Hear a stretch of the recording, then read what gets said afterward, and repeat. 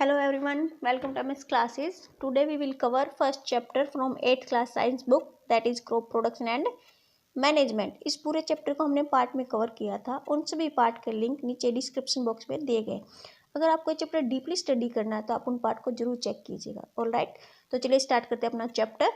What is the meaning of crop production and management? It's quite simple, growing crops and managing them. Crops को grow करना और उनको manage करना, right.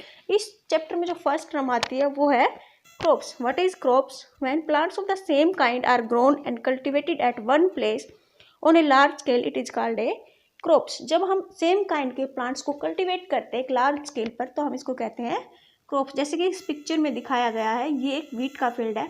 इसके अंदर जो सभी प्लांट है वो व्हीट के। ये एक पैडी का फील्ड है, पैडी मीन्स धान। इसके अंदर जो सभी प्लांट्स है वो पैडी के। ऑलराइट, नेक्स्ट है classification of crop based on the season. India एक वास्ट कंट्री है, यहाँ पर जो टेम्परेचर, रेनफॉल और ह्यूमिडिटी है वो बहुत ही ज़्यादा अलग अलग पाई जाती है। और depending on the variety crops are divided into two parts. First one is kharif crops and second one is rabi crops. Kharif crops जो होती हैं उनको हम मई और जून के अंदर बोते हैं और हार्वेस्ट सितंबर अक्टूबर के अंदर करते हैं। इसके एग्जाम्पल क्या होते हैं? पैडी, मेज, कॉटन, ग्राउंडनट एंड सोयाबीन। और रबी क्रॉप्स को हम कब बोते हैं? अक्टूबर नवंबर में। इसको हार्वेस्ट कब करते हैं? मार्च और अप्रैल में। इसके एग्जाम्पल क्या है? वीट, ग्राम्स, पी, मस्टर्ड और लिनसीड। लिनसीड को जो हम फ्लैक्स सीड भी बोलते हैं, इसके अंदर जो ओमेगा एसिड बहुत ज़्यादा मिलता है। एग्जाम में आपके डिफरेंस पूछे जाते हैं। What is the difference between kharif crops and rabi crops? तो you have to learn example also. Alright, next है एग्रीकल्चर। एग्रीकल्चर का नाम सुनते आपके दिमाग में क्या आता है? क्रॉप्स, खेती बाड़ी। लेकिन एग्रीकल्चर के अंदर सिर्फ क्रॉप्स ही नहीं होते, उसके अंदर हम नर्चरिंग एनिमल्स भी करते हैं, यानी कि एनिमल्स को भी पालते हैं। Cultivating soil for growing crops and nurturing animal to provide food and other product, right. तो दोनों ही चीज़ें मिलकर एग्रीकल्चर बनाते हैं। नेक्स्ट है एग्रीकल्चर प्रैक्टिसेस। प्रैक्टिसेस का मतलब होता है एक्टिविटीज़, राइट। जो फार्मर होता है जब क्रॉप्स को ग्रो करता है तो वो अपने फील्ड के अंदर बहुत सारी प्रैक्टिसेस करता है, यानी कि एक्टिविटीज़ करता है। और वो कौन कौन सी एक्टिविटीज़ है? First is preparation of soil, वो अपनी मिट्टी को तैयार करता है। सेकंड इज सोविंग, बीज का बोना। एडिंग मैन्योर एंड फर्टिलाइजर, वो मैन्योर और फर्टिलाइजर को डालता है सो दैट उसकी जो क्रॉप्स की यील्ड है वो अच्छी हो। फोर्थ है इरीगेशन, सिंचाई करना। प्रोटेक्शन फ्रॉम वीड्स, वीड्स होते हैं अनवांटेड प्लांट्स, उससे अपनी फील्ड को, उससे अपनी जो क्रॉप्स उसको बचाता है। सिक्स्थ है हार्वेस्टिंग, यानी कि फसल की कटाई करता है। और सेवन्थ है स्टोरेज, उसको इकट्ठा करता है, उसको स्टोर करके रखता है। तो अब इन सारे स्टेप को हम डिस्कस करते हैं। फर्स्ट है प्रिपरेशन ऑफ सॉयल, मिट्टी को तैयार करना। इसमें क्या होता है? Tilling the soil and loosening it, वो मिट्टी को टर्न और लूज करता है। अब वो टर्न और लूज करता है कैसे? किन टूल की हेल्प से करता है? First is plough, second is hoe and third is cultivator. ये वो टूल है जिससे वो अपनी मिट्टी को प्रिपेयर करता है। ऑलराइट, तो सबसे पहले प्लो क्या होता है? प्लो के अंदर होता है एक ट्रायंगुलर आयरन स्ट्रिप, उसको हम बोलते हैं प्लो शेयर। उसके अंदर जो मेन रोड होती है उसको हम प्लो सैफ्ट बोलते हैं। इसका जो फ्रंट का पार्ट होता है उसको हम बीम बोलते हैं, जिसको हम बुल की नेक के ऊपर रखते हैं। इसका जो हैंडल है, यहाँ पे इसका हैंडल है जिसको फार्मर पकड़ता है, राइट। इसको एक पेयर ऑफ बुल कैरी करता है और ये वुड और आयरन का बना होता है। एंशिएंट टाइम में इसी का यूज ज़्यादा किया जाता था। नेक्स्ट है होय। होय भी जो होता है वुड और आयरन का बना होता है। इसके अंदर एक बेंट प्लेट होती है जो प्लोइंग करती है और रिमूवल ऑफ वीड्स इसी से किया जाता है। इसके अंदर ये मेन रोड होती है, ये इसका हैंडल है और यहाँ से इसको फार्मर पकड़ता है। ये इसकी बीम होती है जो हम बुल की नेक के ऊपर रखते हैं। नेक्स्ट है कल्टीवेटर। आजकल जो है कल्टीवेटर का ज़्यादा यूज किया जाता है। ये लोहे का बना होता है और इसको एक ट्रैक्टर से कैरी किया जाता है, राइट। ये क्या करता है? थोड़े टाइम पे बहुत ज़्यादा फील्ड को प्लो कर देता है और it also save the time and labour. Preparation of soil why. अब हमने प्रिपरेशन तो कर ली, लेकिन हम प्रिपरेशन करते क्यों? What is the benefit to prepare soil? First one is increase soil aeration. इससे क्या होता है कि जो सोयल की एरिएशन है वो इंक्रीज हो जाती है, यानी कि सोयल के अंदर जो एयर का सर्कुलेशन है वो अच्छा होता है, जिससे जो प्लांट्स वो इजीली ब्रीथ कर पाते हैं। Second is increase water holding capacity. Ploughing करने से जो सॉइल की वाटर होल्डिंग कैपेसिटी वो इंक्रीज होती है। Growth of beneficial micro organism. Beneficial micro organism होते हैं हमारे अर्थवॉर्म, माइक्रोब्स।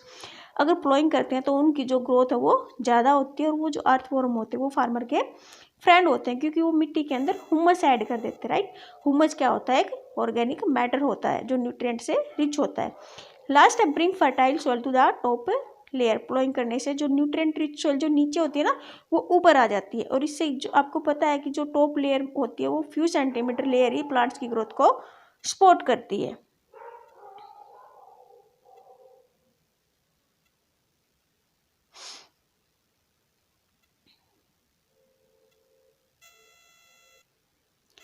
नेक्स्ट है एग्रीकल्चर प्रैक्टिस का second step, that is sowing. Sowing is placing the seed in the soil for growing crops plant. Sowing का मतलब होता है बीज का बोना।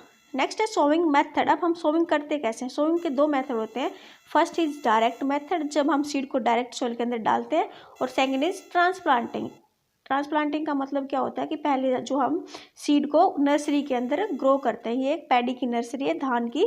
यहाँ पे क्या किया जाता है, पहले सीड को ग्रो किया जाता है, और जब वो छोटे छोटे सीडलिंग हो जाते हैं तब उनको फील्ड के अंदर ट्रांसप्लांट कर लिया जाता है। ऑलराइट, नेक्स्ट है सिलेक्शन ऑफ सीड। सोविंग करने से पहले फार्मर क्या करता है, सीड का सिलेक्शन करता है। Sowing is an important part of crop production. Before sowing, good quality, clean and healthy seed of a good variety are selected. Farmer prefer to use seed which give high yield. Farmer जो होता है अच्छी quality का clean और healthy seed को select करता है, because it give high yield. उससे उसकी जो फसल की जो यील्ड होती है, उपज होती है, वो अच्छी होती है। अब वो ये सिलेक्शन करता कैसे, वो क्या करता है, एक कंटेनर लेता है, राइट। उस कंटेनर के अंदर वो पानी डालता है, वाटर, और उसके अंदर वो सीड डालता है। जो सीड नीचे सेटल डाउन हो जाते हैं वो सीड अच्छे होते हैं, और जो सीड फ्लोट करते हैं, इसका मतलब वो अंदर से होलो होते हैं, वो उनको अलग निकाल देता है। जो सेटल डाउन हो गए उनको वो बो देता है। इसे क्या करते हैं, वो सीड का सिलेक्शन करता है, राइट। नेक्स्ट है सोविंग मेथड। अब सोविंग करता कैसे है? Traditional tool like a funnel. पुराने टाइम में फनल यूज की जाती थी, और आजकल जो मॉडर्न मेथड है वो हम सीड ड्रिल का प्रयोग करते हैं। फनल के अंदर क्या होता है कि फार्मर ऊपर से सीड को डालता है, फनल नीचे एक पाइप के थ्रू जाता है वो बीज, और नीचे वो जो मिट्टी के अंदर चला जाता है। ये था फनल मेथड। और इसके अंदर क्या होता था, बुल यूज किए जाते थे। लेकिन जो ट्रेडिशनल मेथड है वो है सीड ड्रिल, राइट। इसको जो है ट्रैक्टर कैरी करता है, और इसके अंदर क्या फ़ायदा होता है, जो हमारा सीड होता है वो इक्वल डिस्टेंस के ऊपर बोया जाता है और इक्वल डेप्थ के ऊपर बोया जाता है। ऑलराइट, इसके अंदर एक बेनिफिट और भी होता है कि जब ये सीड को बो देती है सीड ड्रिल, उसके बाद उसके ऊपर मिट्टी भी डाली जाती है। इससे क्या होता है, जो बर्ड्स होते हैं वो हमारी सीड को खा नहीं पाते। ऑलराइट, नेक्स्ट है एडिंग मैन्योर एंड फर्टिलाइजर। ये थर्ड स्टेप है एग्रीकल्चर प्रैक्टिसेस का। तो मैन्योर क्या होता है, एक ऑर्गेनिक सब्सटेंस होता है और ये नेचुरल होता है। लेकिन जो फर्टिलाइजर होता है वो इनऑर्गेनिक सब्सटेंस होता है, वो फैक्ट्रियों में प्रिपेयर किया जाता है। दोनों के अंदर सिमिलैरिटी क्या होती है कि दोनों ही जो है वो हमारी क्रॉप्स को न्यूट्रिएंट प्रोवाइड करवाती है। इनके अंदर डिफरेंस क्या होता है, fertiliser is man made inorganic salt. इसको जो फर्टिलाइजर होता है उसको आदमी बनाते हैं फैक्ट्री में। जो मैन्योर होती है वो एक नेचुरल सब्सटेंस होती है। उसको कैसे ऑब्टेन किया जाता है, decomposition of cattle dogs and plants से रेजिड्यू से। रेजिड्यू होता है प्लांट्स का अनवांटेड पार्ट, दोनों का डिकम्पोजिशन करके हम मैन्योर प्रिपेयर करते हैं। फर्टिलाइजर को फैक्ट्री में प्रिपेयर किया जाता है और इसको हम फील्ड में प्रिपेयर करते हैं। Fertiliser does not provide any humus to the soil. Fertiliser जो ह्यूमस प्रोवाइड नहीं करता सॉइल को, लेकिन मैन्योर जो वो ह्यूमस प्रोवाइड करता है। ह्यूमस क्या होता है, ह्यूमस एक ऑर्गेनिक मैटर होता है जिसकी वजह से हमारी जो सॉइल का रंग ब्लैकिश हो जाता है, राइट। लेकिन जब किसान ह्यूमस मैन्योर फील्ड के अंदर डालता है तो जो मैन्योर होती है वो फील्ड के अंदर मिक्स हो जाती है, वो उसका एक पार्ट ही बन जाती है सॉइल का। Fertiliser are very rich in plants nutrient like nitrogen, phosphorus and potassium. जो फर्टिलाइजर होता है उनके लिए एक पर्टिकुलर न्यूट्रिएंट मिलता है। जैसे आप यूरिया डालते हो तो उसके अंदर नाइट्रोजन मिलता है, लेकिन मैन्योर के अंदर क्या होता है, न्यूट्रिएंट तो होते हैं लेकिन वो कम मात्रा में होते हैं। Manure is relatively less rich in plants nutrient. Alright, next है इरिगेशन। इरिगेशन का मतलब होता है सिंचाई।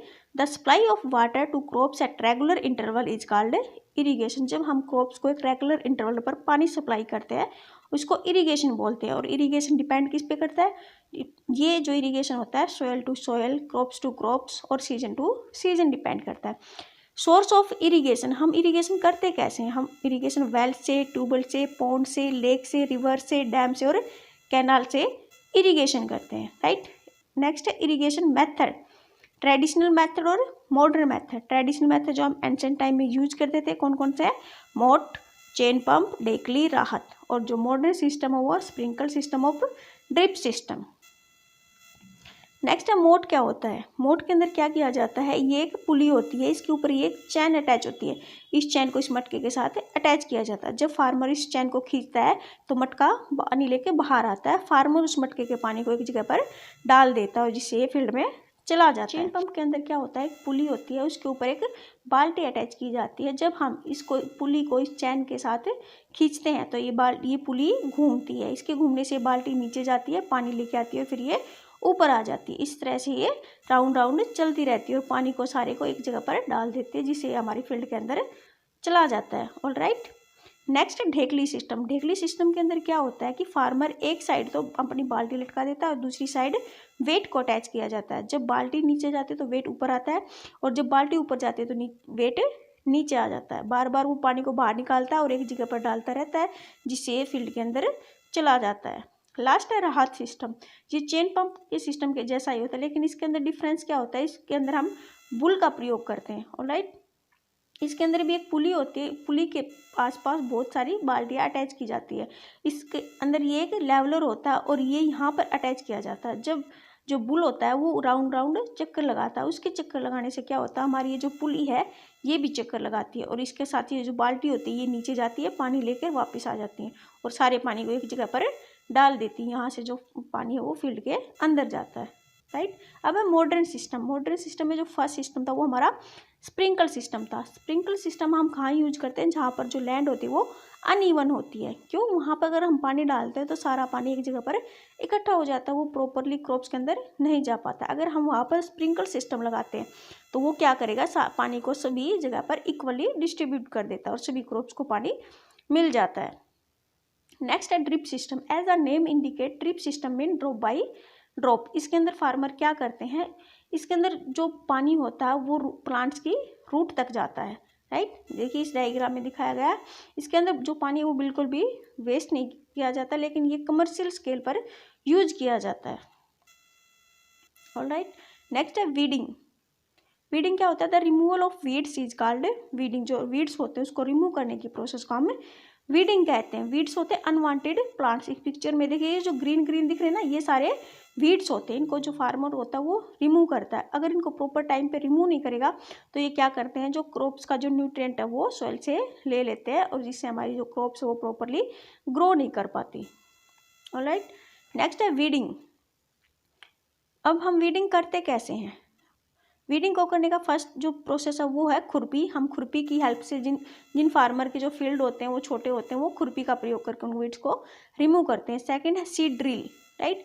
ये जो लार्ज फील्ड होते हैं वहाँ पे सीड ड्रिल्स के उपयोग से वीडिंग की जाती है। और नेक्स्ट है स्प्रेइंग 2,4-D। ये एक केमिकल होता है, जब फार्मर्स को स्प्रे करता है तो वो कुछ प्रिकॉशन लेता है। वो अपने माउथ के ऊपर जो क्लॉथ टाइटली बांधता है, राइट, हाथों में ग्लव्स पहनता है और उस तरफ से स्प्रे नहीं करना चाहिए जिस तरफ से हवा आती है। ऑलराइट। नेक्स्ट है हार्वेस्टिंग। हार्वेस्टिंग के अंदर 3 स्टेप होते हैं। First is harvesting, second is threshing and last is winnowing. Harvesting क्या होता है, the cutting of crops after it is mature is called harvesting. जब जो फार्मर की जो क्रॉप्स होती है वो मैच्योर हो जाती है, यानी कि वो पक जाती है, गोल्डन ब्राउन कलर की हो जाती है, तो फार्मर उसकी कटिंग करता है और इसी प्रोसेस को हम हार्वेस्टिंग बोलते हैं। वो कैसे करता है harvesting, by use of a sickle और by use a harvester machine. इस हार्वेस्टिंग में जो सेकंड स्टेप है वो है थ्रेसिंग। थ्रेसिंग के अंदर क्या किया जाता है, the process of separating grain from the stock of the crop plants is called threshing. जब हम ग्रेन्स को उसके स्टॉक से अलग करते हैं उस प्रोसेस को हम थ्रेसिंग बोलते हैं। ये देखिए ये वीट का प्लांट्स है, राइट। इस वीट के प्लांट में ये जो नीचे का पार्ट होता है ये इसको हम स्टॉक बोलते हैं और ये ऊपर का पार्ट इसके अंदर ग्रेन होता है और चेफ होता है। जब हम इस ग्रेन्स को स्टॉक से अलग करते हैं उसी प्रोसेस को थ्रेसिंग बोलते हैं। और हम थ्रेसिंग करते कैसे हैं, बाई यूज मैनुअली कैसे यूज करते हैं, by beating on a hard surface, जैसे कि इस पिक्चर में दिखाया गया है। इसके अंदर क्या करते हैं कि जो हमारी जो क्रॉप्स होते हैं उसको हम बीट करते हैं जिससे जो ग्रेन होते हैं वो स्टॉक से अलग हो जाते हैं। सेकेंडली हम कैसे करते हैं, by use of a thresher. और thirdly by using of a combine machine क्या होती है, इसके अंदर जो होती है हार्वेस्टिंग और थ्रेसिंग दोनों ही होते हैं। इसके अंदर कटाई भी होती है और ये जो ग्रेन को स्टॉक से अलग भी कर देती है, इसीलिए इसका नाम जो है कंबाइन होता है। लास्ट जो हार्वेस्टिंग में है वो विनोइंग। जब हम थ्रेसिंग कर लेते हैं तो जो हमारे वीड्स होते हैं वो इस तरह के दिखाई देते हैं हमें, राइट, इस तरह के दिखाई देते हैं। ये बिल्कुल क्लीन नहीं होते, इनके अंदर बहुत सारा चेफ होता है होता है। अब हम चेफ को उस ग्रेन से अलग करना पड़ता है, इसी प्रोसेस को विनोइंग बोलते हैं। The process of separating grain from the chef is called winnowing. अब हम विनोइंग करते कैसे? बाय यूजिंग विंड, हवा से करते हैं। जब हम अपने ग्रेन को ऊपर से डालते हैं तो जो ग्रेन हैवी होने के कारण सेटल डाउन हो जाते हैं और जो चेफ होता है वो हवा के साथ उड़ जाता है।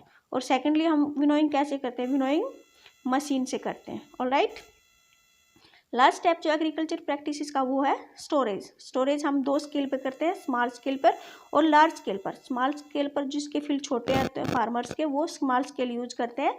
इसके अंदर क्या करते हैं? या तो जूट बैग का यूज करते हैं या फिर मेटेलिक बीन्स का यूज करते हैं। लार्ज स्केल पर यूज करने के लिए फार्मर क्या करते हैं? सिलोज का प्रयोग करते हैं या फिर ग्रेनरीज का प्रयोग करते हैं। राइट, स्मॉल स्केल पर जब स्टोरेज करते हैं तो वो अपने जूट बैग में और मेटेलिक बीन्स में नीम की पत्तियां डालते हैं ताकि उसके जो उनके अंदर कोई फंगस वगैरह ना लगे। लेकिन जब लार्ज स्केल पर हम स्टोरेज करते हैं तो उनके अंदर हम कुछ केमिकल्स भी डालते हैं जिससे हमारी जो ग्रेन्स वो काफ़ी लंबे समय तक स्टोर रहते हैं।